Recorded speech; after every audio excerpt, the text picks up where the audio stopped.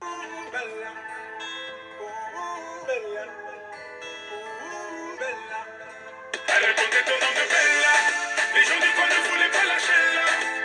Elle faisait trembler tous les villages. Les gens me disaient méfie-toi cette fille-là.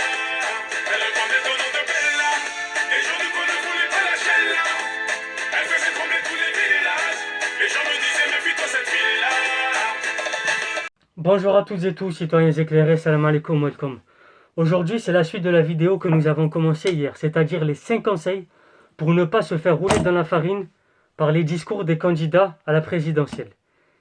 Hier, on a vu les deux premières techniques. La première, c'était de repérer quand un candidat ne répondait pas à la question, et ensuite de repérer lorsqu'il parlait pour ne rien dire. Aujourd'hui, la troisième technique, c'est être conscient des émotions. La parole n'est pas le seul outil des candidats lorsqu'ils s'expriment, lorsqu'ils parlent. L'émotion permet aussi de remporter la conviction. L'émotion dans le discours a longtemps été l'une des stratégies rhétoriques employées par la candidate du Rassemblement national, ancien Front National, c'est-à-dire Marine Le Pen. Marine Le Pen a beaucoup utilisé dans ses discours la description pour susciter les émotions, notamment celle de la peur et celle de la nostalgie.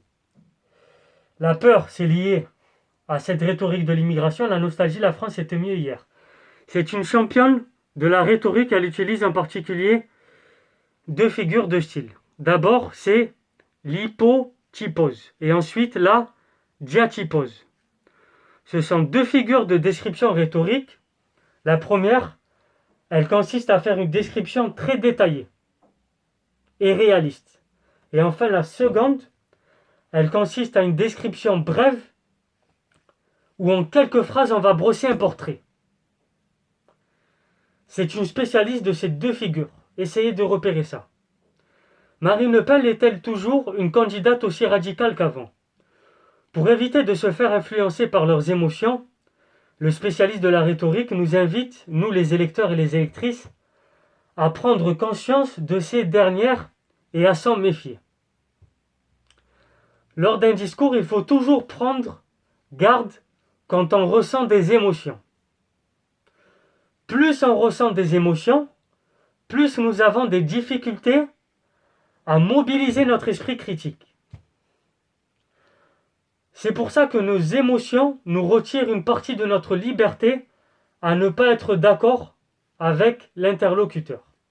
Le quatrième principe, c'est d'interroger les chiffres et la manière dont les candidats les formulent. Que faire quand un candidat avance des chiffres? Premièrement, je vous conseille de faire le calcul et de faire un travail de vérification. Parfois, il y a des utilisations chiffrées qui sont grossièrement erronées et qui sont faciles à repérer. Je pense à Éric Zemmour, qui mélange certaines notions floues de l'immigration. La deuxième chose à faire, c'est de s'interroger sur la manière dont les candidats formulent les chiffres, car elle peut nous influencer. On peut par exemple grossir les chiffres artificiellement pour créer un effet. Par exemple, l'interview de Christiane Taubira le 31 janvier chez France Info. Vous pouvez la trouver sur YouTube. Elle a été interrogée sur sa légitimité de sa candidature à la présidentielle, après sa victoire à la primaire populaire, parce qu'elle avait organisé une primaire populaire pour ceux qui ne sont pas au courant. Et elle avait répondu. En gros, elle avait répondu la chose suivante, elle disait qu'elle était une candidate pour ceux et celles qui estiment qu'un processus démocratique vaut mieux que rien du tout, et qu'en gros, près d'un demi-million de personnes qui s'étaient inscrites et qui avaient voté pour elle ne valaient pas rien du tout.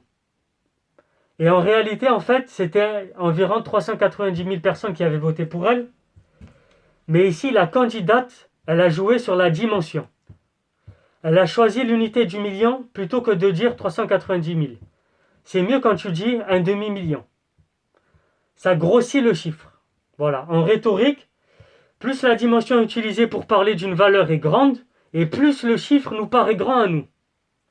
Le cinquième conseil, c'est avant un débat de se détacher de l'artificiel pour se concentrer sur l'essentiel. Voilà. D'environ 3 semaines, les candidats officiels Ils vont se présenter pour le premier tour et entre-temps, ils vont s'affronter à travers des débats. Et je vous invite, vous, les auditeurs et les auditrices, à se détacher de l'artificiel pour se consacrer sur l'essentiel. Qu'est-ce que ça veut dire? Ça veut dire d'aller voir les programmes. Quelles sont leurs idées? Qu'est-ce qu'ils proposent? On peut regarder un débat comme un match de boxe et y prendre du plaisir. Le débat, c'est vraiment le règne de l'image et des émotions. C'est le royaume de la punchline. Je pense à Poutou, je pense à certains écolos notamment, de la répartie, de la confrontation des égos. Mais il ne faut pas se laisser aveugler par ça. Il faut garder à l'esprit que ce qui compte vraiment dans le débat démocratique, c'est 1. Les propositions et 2. Les argumentations. Les idées et la manière dont elles sont défendues. C'est pour cette raison que je vous conseille maintenant de regarder un par un les programmes des candidats. Vous ne pouvez pas vous contenter juste de ce qu'on vient de dire, juste de regarder le débat à la télévision pour aller voter. Voilà. Surtout que c'est des spécialistes de la rhétorique et qu'ils utilisent encore une fois ces cinq pratiques que nous venons de voir. Je vais vous mettre à la fin de cette vidéo un petit résumé. Au moins, c'est carré, vous avez une trace écrite. Bon, sur ce, c'était Soso l'Intello. Je vous souhaite de passer une très bonne journée. Et demain, nous aborderons un autre thème. Comme d'habitude, le petit pouce bleu, le petit like, faites tourner, toujours partager. Je vous remercie pour ceux et celles qui me donnent la force. J'ai pas eu l'occasion de vous remercier encore. À demain.